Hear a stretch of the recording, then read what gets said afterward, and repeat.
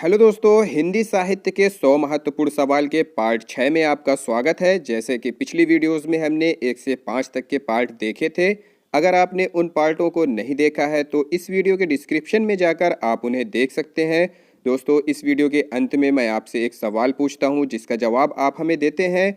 तो वीडियो को अंत तक देखते रहें और अगर आपने अभी तक चैनल को सब्सक्राइब नहीं किया है तो चैनल को सब्सक्राइब कर बेल आइकन प्रेस कर लें और तैयारी कर लो के साथ तैयारी करते रहें। पहला सवाल है, भाषा किसे कहते हैं? इसका जवाब है, मनुष्य अपने मानसिक विचारों की अभिव्यक्ति के लिए जिस माध्यम का प्रयोग करता है वह भाषा कहलाती है। अगला सवाल है, भाषा शब्द की उत्पत्ति कहाँ से हुई है? इसका जवाब है, भाषा शब्द की उत्पत्ति संस्कृत के भास धातु से हुई है। अगला सवाल है, सामान्य शब्दों में हम भाषा को किस तरह से व्युक्त करते हैं? इसका जवाब है, भाषा वह साधन है जिसके द्वारा मनुष्य अपने भावों या विचारों को बोलकर या लिखकर दूसरे मनुष्यों तक पहुंचाता है। अगला सवाल है, भाषा को मोटे रूप में कितने भागों में बांटा गया है? इसका जवाब है, भाषा को मोटे रूप में 2 भागों में बांटा गया है। पहला भाग है लिखित भाषा और दूसरा मौखिक भाषा। अगला सवाल है, रीति संप्रदाय के संस्थापक कौन थे? इसका जवाब है, आचार्य वामन। अगला सवाल है, हिंदी में काव्यशास्त्र के प्रथम आचार्य कौन है? इसका जवाब है, केशव दास जी। अगला सवाल है, साहित्य शब्द किस शब्द से बना है? इसका जवाब है, सहित शब्द से बना है।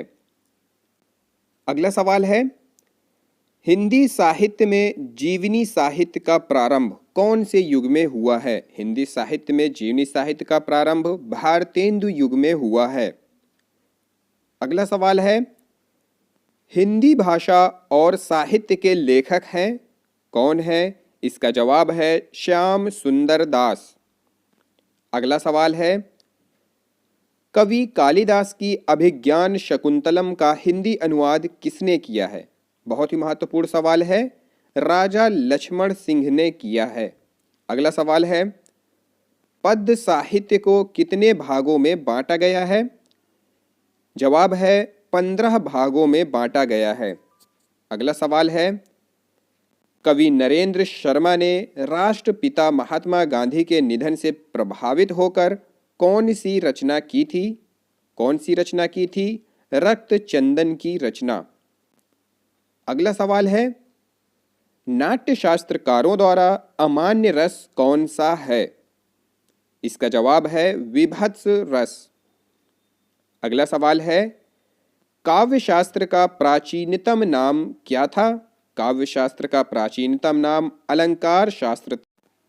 अगला सवाल है, हिंदी के सर्वप्रथम प्रकाशित पत्र का नाम क्या है? इसका जवाब है, उत्तंड मार्तंड। अगला सवाल है, हिंदी साहित्य की प्रथम कहानी है। हिंदी साहित्य की प्रथम कहानी कौन सी है? इंदुमती। अगला सवाल है, आंचलिक रचनाएं किससे संबंधित होती हैं? आंचलिक रचनाएं क्षेत्र विशेष से संबंधित होती हैं। अगला सवाल है, पृथ्वीराज रासो किस काल की रचना है? बहुत ही महत्वपूर्ण सवाल है, पृथ्वीराज रासो आदिकाल की रचना है। अगला प्रश्न है, हिंदी गद्य का जन्मदाता किसको माना जाता है? हिंदी गद्य का जन्मदाता भारतेंदु हरिश्चंद्र जी को माना जाता है। अगला सवाल है, एकांकी एकांकी के जन्मदाता कौन है? जवाब है, धर्मवीर भारती। अगला सवाल है, मीराबाई ने किस भाव से कृष्ण की उपासना की है? जवाब है, माधुर्य भाव से। अगला सवाल है, रामचरितमानस का प्रधान रस है। रामचरितमानस का प्रधान रस कौन सा है? शांत रस। अगला सवाल है, सबसे पहले अपनी आत्मकथा हिंदी में किसने लिखी थी? इसका जवाब है डॉक्टर राजेंद्र प्रसाद ने। अगला सवाल है, हिंदी कविता का पहला महाकाव्य कौन सा है? बहुत ही महत्वपूर्ण सवाल है। हिंदी कविता का पहला महाकाव्य पृथ्वीराज रासो है। अगला प्रश्न है, कलाधर उपनाम से कविता कौन से कवि लिखते थे? कलाधर उपनाम से कविता जयशंकर प्रसाद जी लिखते थे।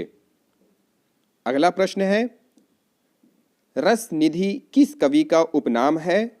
रसनिधि पृथ्वी सिंह का उपनाम है। अगला प्रश्न है, प्रेमचंद्र के अधूरे उपन्यास का नाम क्या है? प्रेमचंद्र के अधूरे उपन्यास का नाम है मंगल सूत्र। अगला प्रश्न है, हिंदी का सर्वाधिक नाटककार कौन है? हिंदी का सर्वाधिक नाटककार है जयशंकर प्रसाद जी। अगला प्रश्न है, तुलसीकृत रामचरितमानस में कौन सी भाषा का प्रयोग किया गया है? तुलसीकृत रामचरितमानस में अवधी भाषा का प्रयोग किया गया है। अगला प्रश्न है, जयशंकर प्रसाद की सर्वश्रेष्ठ रचना कौन सी है? जयशंकर प्रसाद की सर्वश्रेष्ठ रचना है कामायनी। अगला प्रश्न है, बिहारी ने क्या लिखे हैं? जवाब है बिहारी ने दोहे लिखे हैं। अगला प्रश्न है, कबीर किसके शिष्य थे? कबीर किसके शिष्य थे? रामानंद जी के। अगला प्रश्न है, पद्मावत महाकाव्य कौन सी भाषा में लिखा गया है? पद्मावत महाकाव्य अवधी भाषा में लिखा गया है। अगला प्रश्न है, चंपू किसे कहा जाता है? इसका जवाब है गद्य और पद्य मिश्रित रचनाओं को चंपू कहा जाता है। अगला सवाल है, छम्मक छल्लो कहिस कृति किसकी है? विभा रानी जी की है। अगला प्रश्न है, मानक हिंदी का विकास किस बोली में हुआ? मानक हिंदी का विकास खड़ी बोली हिंदी में हुआ।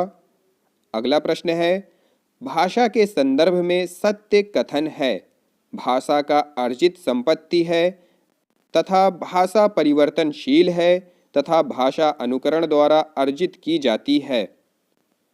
अगला सवाल है, लिपि के विकास क्रम में पहली लिपि कौन सी है? चित्र लिपि। अगला प्रश्न है, परिमल किनकी संस्था थी? नए लेखकों की परिमल संस्था थी। अगला प्रश्न है, हम निहारते रूप कांच के पीछे हाँफ रही है मछली पंक्ति किसकी है? अज्ञे जी की। अगला प्रश्न है, हित हरिवंश को किसका अवतार माना जाता है? बांसुरी का। अगला प्रश्न है, एक उठा हुआ हाथ किसकी रचना है? भारत भूषण अग्रवाल की। अगला सवाल है, मुक्ति मार्ग के लेखक कौन है? भारत भूषण अग्रवाल। अगला सवाल है, करुण ही एकमात्र रस है, यह किसका कथन है? भवभूति का। अगला सवाल है, वागर्थ रचना किसकी है? कमला प्रसाद जी की है। अगला सवाल है, वसुधा रचना किसकी है? इसका जवाब है रविंद्र कालिया की। अगला प्रश्न है, नया ज्ञानोदय रचना किसकी है? प्रयाग शुक्ल की। अगला प्रश्न है, प्रश्न चिन्ह फूटा प्रभात भारत तत्व किसकी कृतियां हैं? भारत भूषण की। अगला प्रश्न है, बाल साहित्य गुलेल का खेल किसकी रचना है? भीष्म साहनी जी की। अगला प्रश्न है, पहला पाठ किसकी रचना है? भारत भूषण भीष्म साहनी की। अगला प्रश्न है, पहला गिरमिटिया के नायक हैं? पहला गिरमिटिया के नायक हैं महात्मा गांधी जी। इसके बारे में देखते हैं। पहला गिरमिटिया नाटक जो था वो गिरिराज किशोर द्वारा रचित एक हिंदी उपन्यास है जो महात्मा गांधी पर आधारित है। इसके नायक मोहनदास हैं, अर्थात गांधी जी का आरंभिक रूप। अगला प्रश्न है, निराला ने किसे हिंदी का जातीय छंद कहा है? निराला ने कवित्व को हिंदी का जातीय छंद कहा है। अगला सवाल है, किस आचार्य ने निर्गुण सगुण दोनों धाराओं को प्रभावित किया है? आचार्य रामानंद ने। अगला प्रश्न है, नवगीत का प्रारंभ माना जाता है 1965 ईस्वी। अगला सवाल है, बुंदेली और कन्नौजी बोली हिंदी के किस उपभाषा वर्ग की बोलियां हैं? बुंदेली और कन्नौजी पश्चिमी हिंदी की उपभाषा वर्ग की बोलियां हैं। अगला प्रश्न है, आधुनिक भारतीय आर्य भाषाओं का विकास किससे हुआ है? अपभ्रंश से। अगला प्रश्न है, भोजपुरी मूलतः किस प्रदेश की बोली है? बिहार प्रदेश की।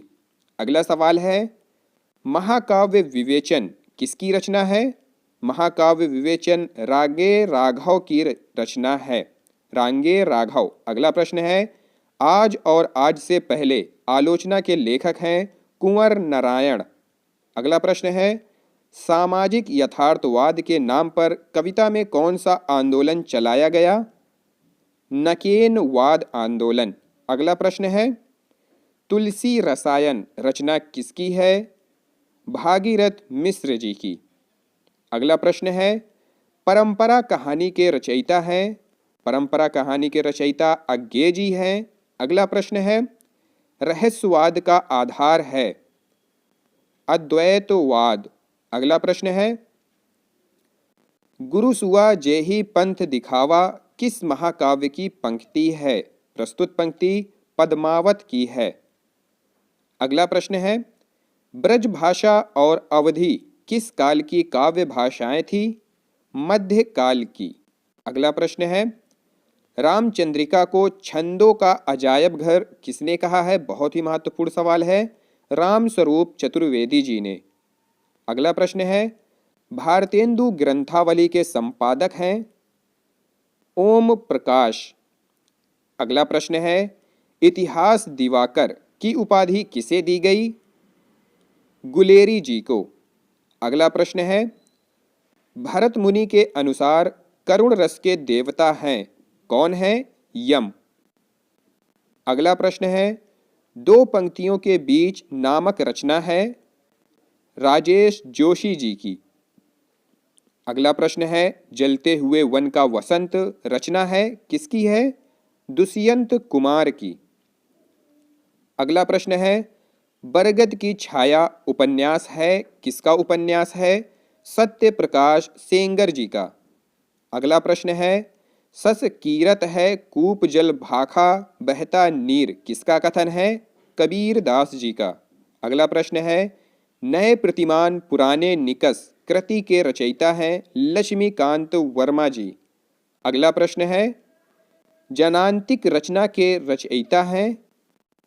नेमीचंद जैन। अगला प्रश्न है, परिणति किसकी रचना है? भारत भूषण अग्रवाल जी की। अगला प्रश्न है, हिंदी की बोलियों को कितने वर्गों में रखा जाता है? 5 वर्गों में रखा जाता है। अगला सवाल है, भक्ति काल को पूर्व मध्य काल किसने कहा है? नगेंद्र जी ने। अगला प्रश्न है, भारवी का वास्तविक नाम क्या था? दामोदर। अगला प्रश्न है, मैथिल कोकिल किसे कहा जाता है? बहुत ही महत्वपूर्ण सवाल है, विद्यापति जी को। अगला प्रश्न है, चिंतामणि किस काल के कवि हैं? जवाब है उत्तर मध्य काल। अगला प्रश्न है, संविधान के किस अनुच्छेद के अनुसार संघ की राजभाषा हिंदी और लिपि देवनागरी है? अनुच्छेद 343(1) के अनुसार। अगला प्रश्न है, कृष्ण काव्य की अपार संपदा किस भाषा में है? ब्रज भाषा में है। अगला प्रश्न है, ब्रज भाषा खड़ी बोली हरियाणवी बुंदेली और कन्नौजी बोलियां हिंदी को बोलियों के किस वर्ग की हैं? हिंदी की बोलियों की किस वर्ग की हैं? पश्चिमी हिंदी। अगला प्रश्न है, अलंकार शास्त्र को साहित्य विद्या कहने वाले आचार्य कौन हैं? उत्तर है राजशेखर। अगला प्रश्न है, अलंकार शास्त्र को वेद का पंचम अंग कहने वाले आचार्य कौन हैं? उत्तर है राजशेखर। अगला प्रश्न है, हिंदी काव्य शास्त्र के व्याख्याता आचार्य कौन है? उत्तर है डॉक्टर श्याम सुंदर दास। अगला प्रश्न है, हिंदी रीतिकालीन परंपरा के अंतिम आचार्य कौन है? आचार्य लच्छी राम। अगला प्रश्न है, नाट्यशास्त्र में 4 अलंकारों को स्वीकार किया गया है? उपमा, रूपक, दीपक एवं यमक अलंकार को। अगला प्रश्न है, किस युग को आधुनिक हिंदी कविता का सिंह द्वार कहा जाता है? उत्तर है भारतेंदु युग को कहा जाता है। अगला प्रश्न है, द्विवेदी युग के प्रवर्तक कौन थे? द्विवेदी युग के प्रवर्तक महावीर प्रसाद द्विवेदी जी थे। अगला प्रश्न है, हिंदी का पहला सामाजिक उपन्यास कौन सा माना जाता है? हिंदी का पहला सामाजिक उपन्यास भाग्यवती को माना जाता है। अगला प्रश्न है, सन 1950 से पहले हिंदी कविता किस कविता के रूप में जानी जाती थी? इसका उत्तर है प्रयोगवादी कविता के रूप में। अगला प्रश्न है, ब्रज भाषा का सर्वोत्तम कवि है, ब्रज भाषा का सर्वोत्तम कवि सूरदास जी को माना जाता है। अगला प्रश्न है, आदिकाल के बाद हिंदी में किस साहित्य का उदय हुआ? इसका उत्तर है भक्ति साहित्य का, भक्ति साहित्य का उदय हुआ। अगला प्रश्न है, निर्गुण भक्ति काव्य के प्रमुख कवि हैं? निर्गुण भक्ति काव्य के प्रमुख कवि कबीरदास जी हैं। अगला प्रश्न है, किस काल को स्वर्ण काल कहा जाता है? इसका जवाब है भक्ति काल को स्वर्ण काल कहा जाता है। अगला प्रश्न है, हिंदी का आदि कवि किसे माना जाता है? हिंदी का आदि कवि स्वयंभू को माना जाता है। अगला प्रश्न है, आधुनिक काल का समय कब से माना जाता है? आधुनिक काल का समय 1900 ईस्वी से लेकर अब तक का समय माना जाता है। अगला सवाल है, मनुष्य एक सामाजिक प्राणी है, यह किसने कहा? इसका जवाब है अरस्तु ने कहा था।